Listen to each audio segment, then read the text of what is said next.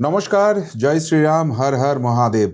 এই রাজ্যে ঐতিহাসিক পরিবর্তন অবশেষে হয়েছে এবং অনেক প্রত্যাশা নিয়ে ভারতীয় জনতা পার্টির যে সরকার হয়েছে সেখানে মুখ্যমন্ত্রী পদে শুভেন্দু অধিকারী শপথ নিয়েছেন।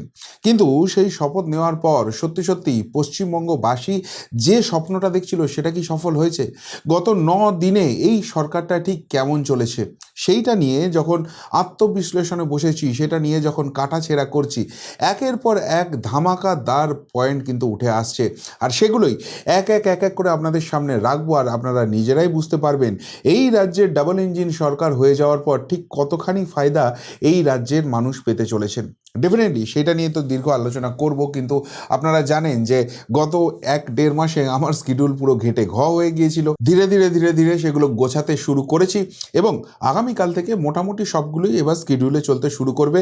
প্রিয়বন্ধু মিডিয়াতেও আপনারা নিয়মিত ভিডিও পাবেন। কিন্তু আজ থেকে যেটা শুরু করেছি, যেটা আমাদের সর্বভারতীয় দর্শকদেরও একটা প্রত্যাশা ছিল, যে হিন্দি চ্যানেলটা আবার নতুন করে রিভ্যাম্প করি এবং সেখানে নিয়মিত ভিডিও দিই। আজকে সেখানে কিন্তু আমরা আমাদের প্রথম ভিডিও দিয়েছি, তার লিঙ্ক আমাদের ডেসক্রিপশন বক্সে আছে।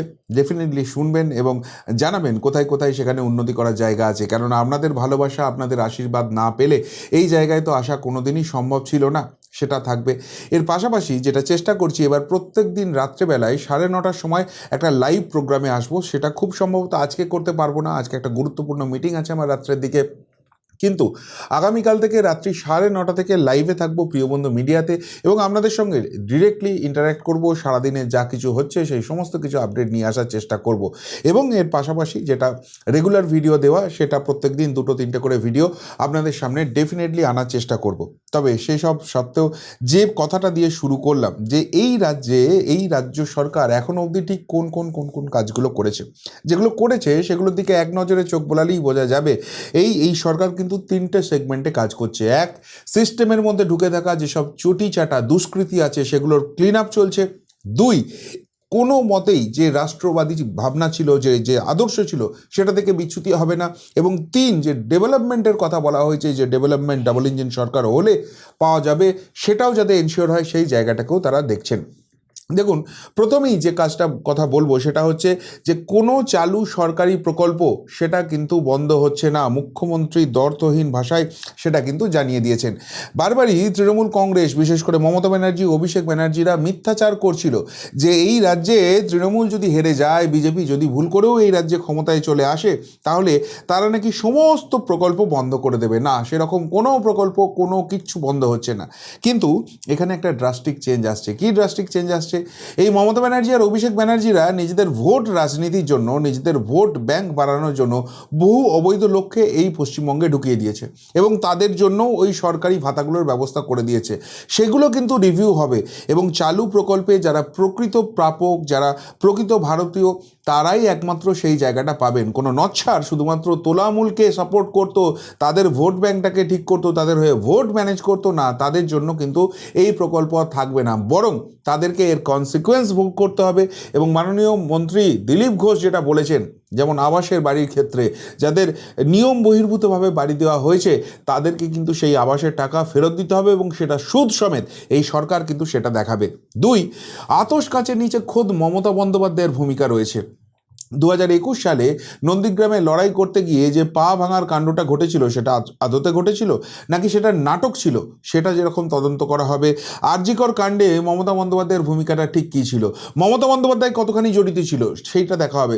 অর্থাৎ গত 15 বছর ধরে মমতা বন্দ্যোপাধ্যায়ের নেতৃত্বে যে দুর্নীতি হয়েছে তার প্রত্যেকটা কিন্তু আতশ কাচের নিচে থাকবে এবং সেখানে যদি দোষী পাওয়া যায়, তাহলে তার যে কনসিকুয়েন্সেস সেটা কিন্তু মমতা বন্দ্যোপাধ্যায় ভোগ করতে হবে।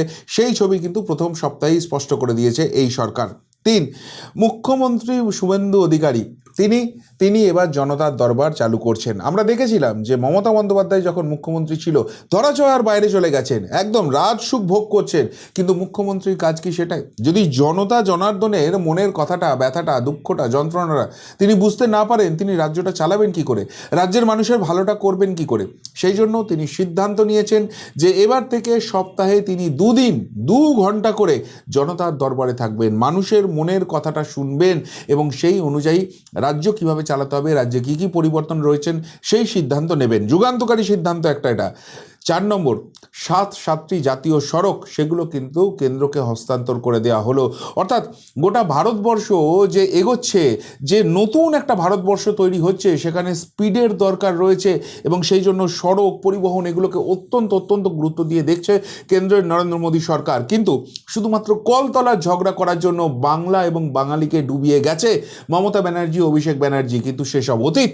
এবার কিন্তু নতুন রাজ্য সরকার যেটা করতে চলেছে, যেখানে যেখানে কেন্দ্রের ডিমান্ড রয়েছে সেগুলো কিন্তু কেন্দ্র সরকারের হাতে তুলে দেওয়া হবে। ফলে এগুলোর ডেভেলপমেন্ট, এগুলোর এক্সপ্যানশন, যেখানে যেখানে ওরালপুরের দরকার আছে সেই সমস্ত কিছু হবে। পশ্চিমবঙ্গে কিন্তু গতি যোগ হতে চলেছে এবং আগামী দিনে যখন শিল্প সম্ভাবনার জায়গাটা তৈরি হবে, যখন শিল্পপতিরা এই রাজ্যে আসবেন, ইনভেস্টমেন্ট শুরু করবেন, এই সবগুলো কিন্তু একটা বড় ফ্যাক্টর হতে চলেছে। অর্থাৎ সত্যি ডবল ইঞ্জিনের ফায়দা দেওয়ার জন্য পশ্চিমবঙ্গকে কিন্তু তার বেসটা তৈরি করার কাজ প্রথম সপ্তাহেই এই রাজ্য সরকার শুরু করে দিয়েছে। 5 নম্বর, যেটা খুব গুরুত্বপূর্ণ, 45 দিনের মধ্যে বিএসএফকে জমি হস্তান্তর, এই প্রক্রিয়া শুরু হয়ে গেছে। আজকেই অনেকটা জমি দিয়ে দেওয়া হয়েছে এবং এই মমতা ব্যানার্জি, অভিষেক ব্যানার্জিরা শুধুমাত্র ওই রোহিঙ্গা বাংলাদেশিদের ঢুকিয়ে নিজেদের ভোট ব্যাংক বাড়ানোর জন্য যে বিস্তীর্ণ অঞ্চল কিছুতেই কাঁটা তারের বেড়া দিতে দেননি, সেই জায়গাটার এবার অবসান হচ্ছে এবং খুশি মনে মানুষ কিন্তু সেই জমিও দিচ্ছেন। কেন্দ্র সরকার অলরেডি টাকা পাঠিয়ে দিয়েছে, সেগুলোকে অকুপাই করা হচ্ছে, বিএসএফের হাতে তুলে দেওয়া হচ্ছে এবং মনে করা হচ্ছে যে আগামী মাস দুয়েকের মধ্যেই কিন্তু এই কাঁটাতারের সমস্যার সমাধান হয়ে যাবে। এই দেশে, এই রাজ্যে যে অবৈধ অনুপ্রবেশকারী আছে সেই সমস্যা তারও কিন্তু চিরতরে নিরসন হতে চলেছে। 6 নম্বর, চিংড়িঘাটায় মেট্রো ছুটবে।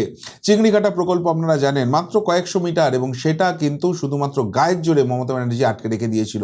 কলকাতা এয়ারপোর্টের সঙ্গে বাকি কলকাতাকে জুড়তে দেননি এবং এইটা করলে যে কলকাতার ট্রাফিকের একটা বড় সমস্যার সমাধান হয়ে যাবে সেটা সকলেই বুঝছিল। মহামান্য হাইকোর্ট অবধি আদেশ দিয়ে রেখেছিলেন, কিন্তু তা সত্ত্বেও মমতা ব্যানার্জি, বাংলা বিরোধী মহিলা, কিছুতেই এটা করতে দেয়নি। আর এই নতুন সরকার দায়িত্ব নিয়েই সেটা শুরু করেছে এবং যে টাইম লাইনটা ধরা হচ্ছিল তার থেকে অনেক বেশি তড়িৎ গতিতে কাজ হচ্ছে। ফলে চিংড়িঘাটা প্রকল্প যেটা এতদিনের জট ছিল সেটা নিরসন প্রথম সপ্তাহেই কিন্তু হতে চলেছে, সেই জায়গাটা স্পষ্ট হয়ে যাচ্ছে।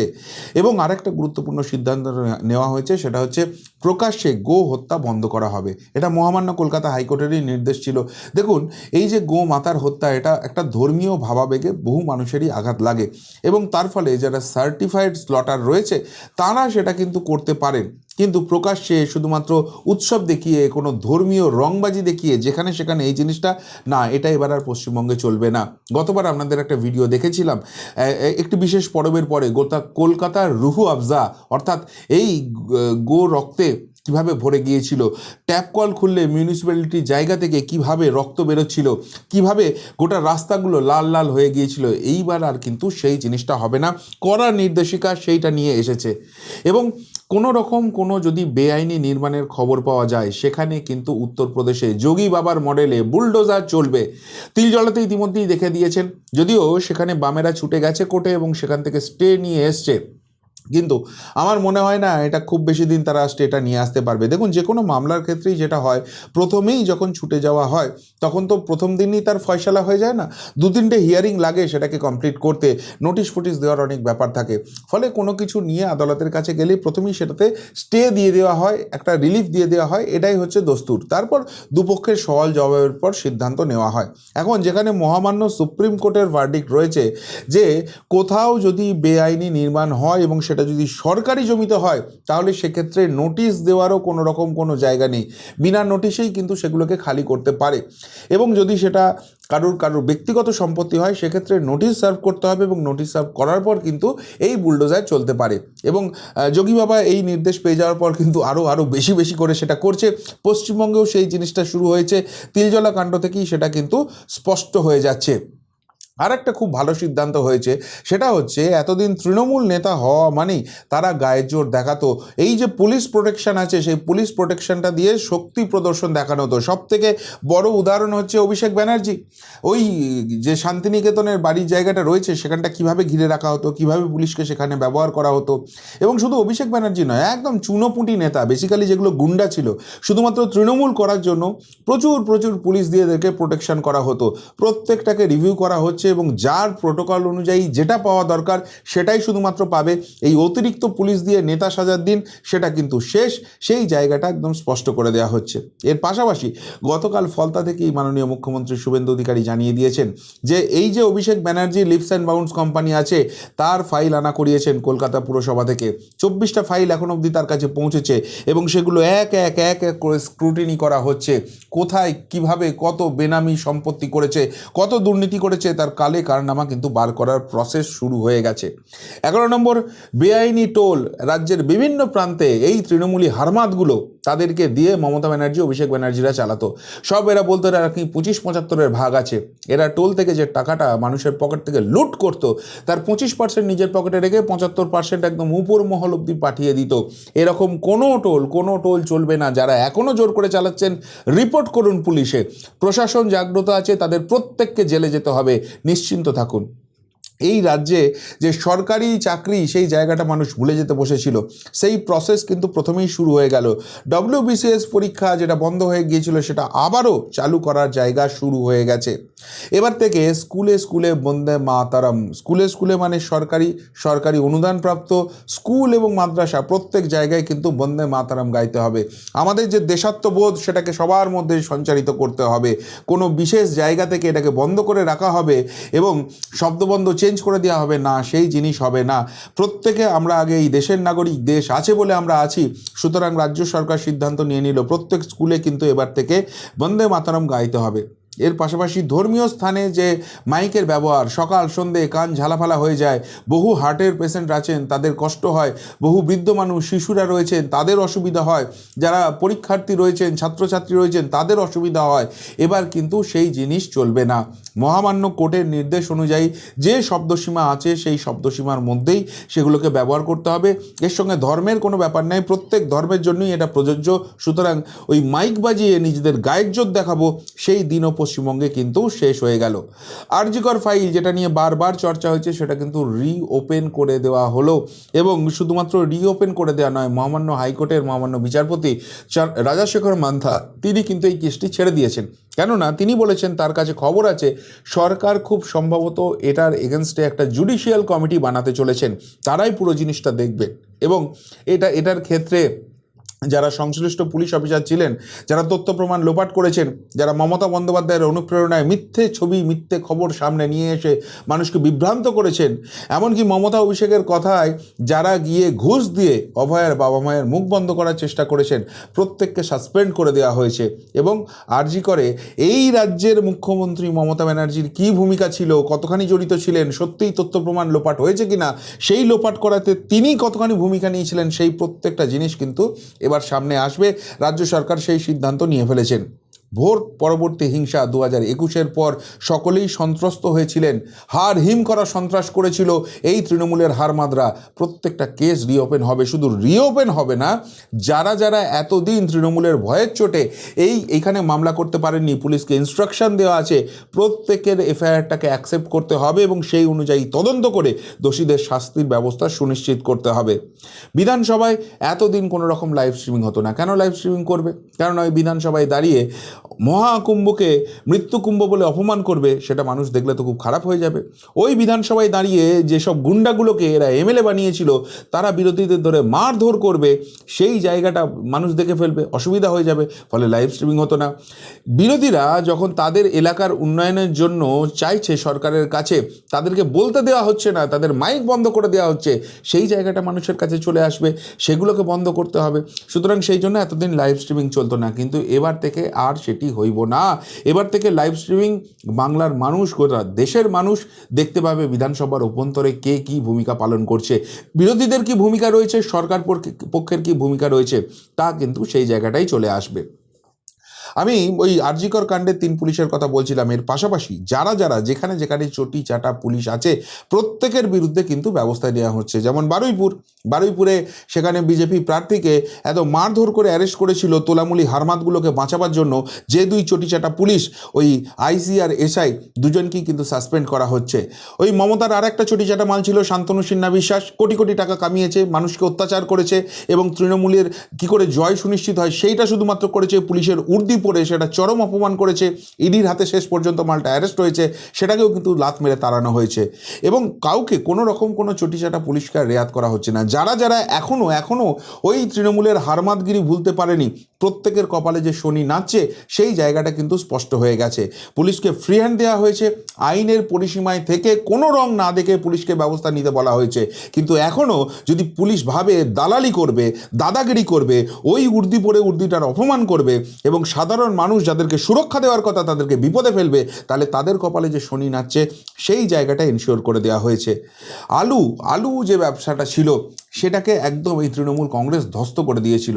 এই রাজ্যের আলু ব্যবসায়ীরা, তারা কৃষকরা বহু জায়গায় আত্মহত্যা করতে বাধ্য হয়েছিলেন, তাদের দাম পেতেন না। এই ভোটের আগেই আলুর অবস্থা কি করে ছেড়েছিল মমতা সরকার আপনাদের সকলেই জানা আছে।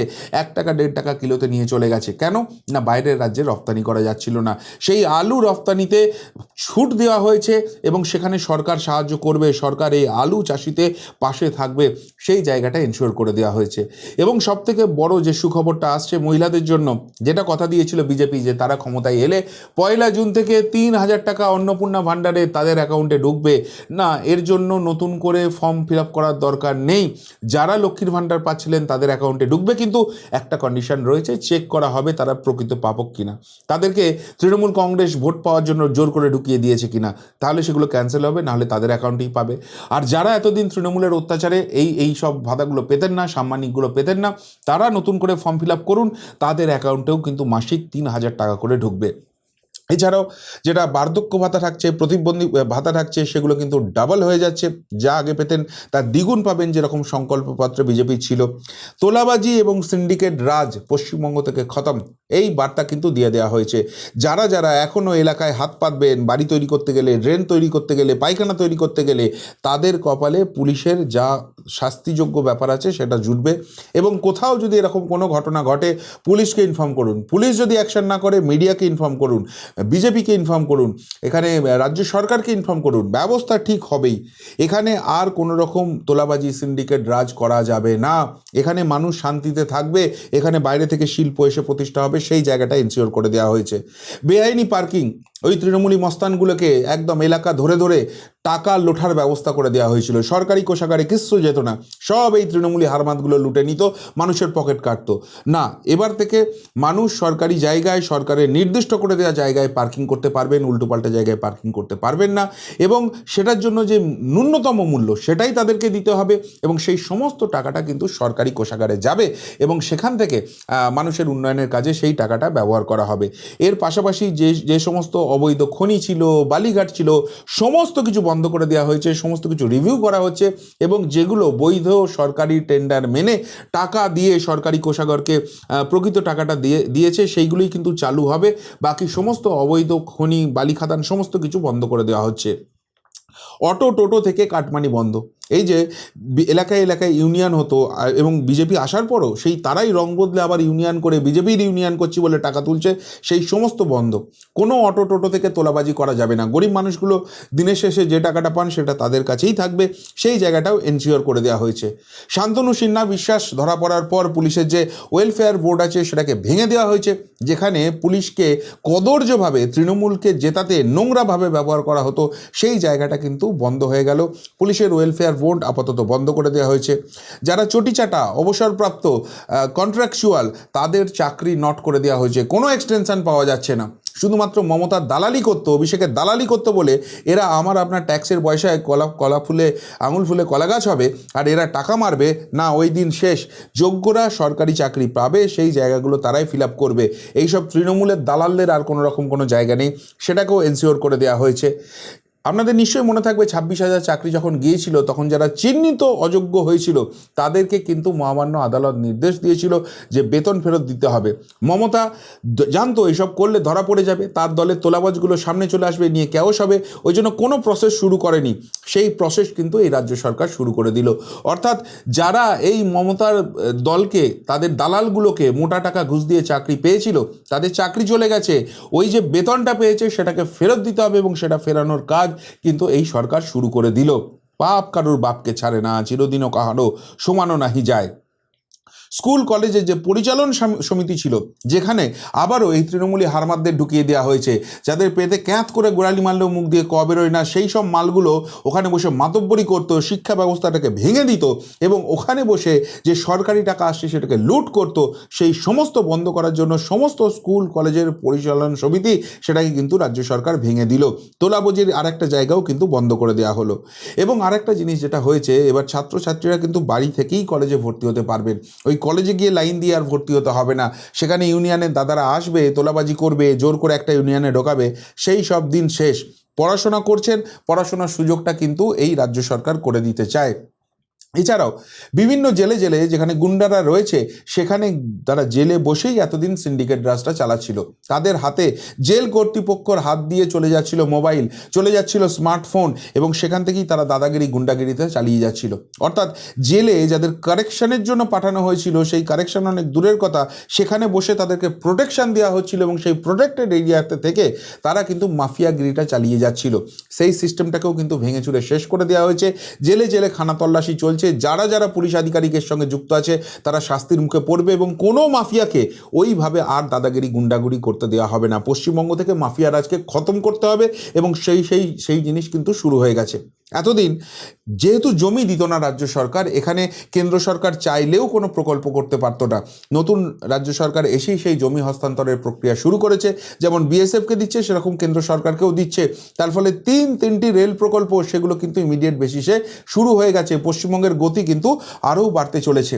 এছাড়াও জাতীয় শিক্ষানীতি সেটা চালু হয়েছে।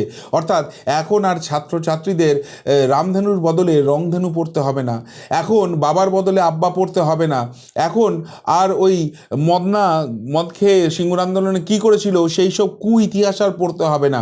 প্রকৃতপক্ষে গোটা দেশের শিক্ষা ব্যবস্থা যে মডেলে চলছে সেই মডেলটাই কিন্তু পশ্চিমবঙ্গে চালু হয়ে যাবে। আয়ুষ্মান প্রকল্প যেটাকে আটকে রাখা হয়েছিল, যেটাতে সারা দেশ থেকে আপনারা চিকিৎসা পাবেন, সেই জায়গাটাও কিন্তু পশ্চিমবঙ্গে চালু হয়ে গেল। এবার একটা কনফিউশনের জায়গা ছিল যে যার নাকি মোটর বাইক থাকবে তিনি আয়ুষ্মান প্রকল্প পাবে না। মাননীয় মুখ্যমন্ত্রী শুভেন্দু অধিকারী কনফার্ম করে দিয়েছেন যে হ্যাঁ, অ্যাজ পার রুল যার বাইক আছে তিনি পাবেন না, কিন্তু তার বাবা মা তারা তো কিছু করেননি, তারা পাবেন।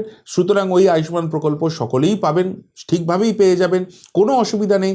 এবং ঢপের চপের স্বাস্থ্যসাথী কার্ডকে বিদায় করুন, আয়ুষ্মান প্রকল্প নিন এবং সারা ভারতবর্ষ থেকে চিকিৎসার যে ফেসিলিটি মাননীয় প্রধানমন্ত্রী সারা ভারতবর্ষের জন্য করে দিয়েছেন, পশ্চিমবঙ্গবাসীও এবার থেকে সেটা পেতে শুরু করবেন।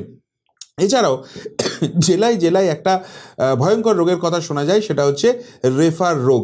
সেই রেফার রোগ কিন্তু এবার চিরতরে বন্ধ করার সিস্টেম হচ্ছে, পুরো অনলাইন সিস্টেম হচ্ছে, যেখান থেকে রেফার রোগটাকে বন্ধ করা যাবে।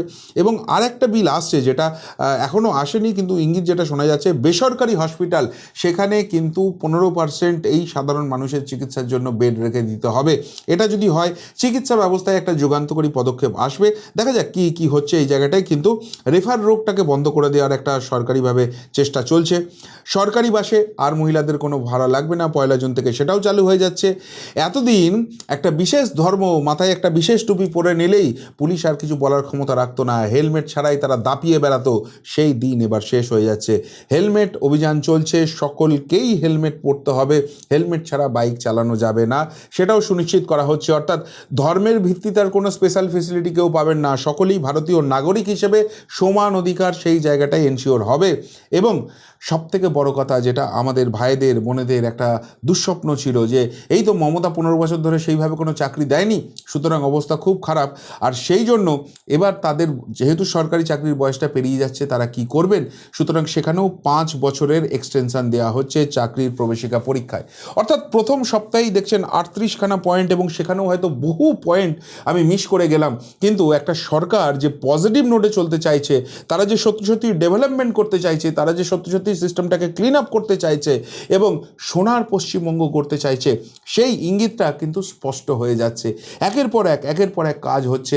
এছাড়াও তো গ্রেপ্তারি রয়েছে, সেসব নিয়ে বলতে গেলে প্রতিবেদন আরও দীর্ঘ হবে। কিন্তু সব মিলিয়ে যে প্রত্যাশা নিয়ে মাননীয় মুখ্যমন্ত্রী শুভেন্দু অধিকারীকে মানুষ তাকিয়েছিল তার দিকে, সেই প্রত্যাশা কিন্তু প্রথম সপ্তাহে তিনি অনেকটাই পূরণ করেছেন এবং বাকিটাও যে হবে সেটাও কিন্তু কার্যত তিনি এনশিওর করে দিচ্ছেন, ইঙ্গিতটাকে স্পষ্ট করে দিচ্ছেন। কি বলবেন, ভারতীয় জনতা পার্টির যে সরকার তৈরি হয়েছে শুভেন্দু অধিকারীর নেতৃত্বে, যে সরকারটা চলছে, সেই সরকারের প্রথম সপ্তাহের পারফরমেন্স আপনার চোখে কীরকম লাগছে? উত্তরটা অবশ্যই কমেন্ট বক্সে কমেন্ট করে জানাবেন। এমনকার মতো এখানেই শেষ করলাম, ফেরত আসছি নতুন প্রতিবেদন নিয়ে খুব তাড়াতাড়ি। ভালো থাকবেন, সাথে থাকবেন, পাশে থাকবেন। নমস্কার।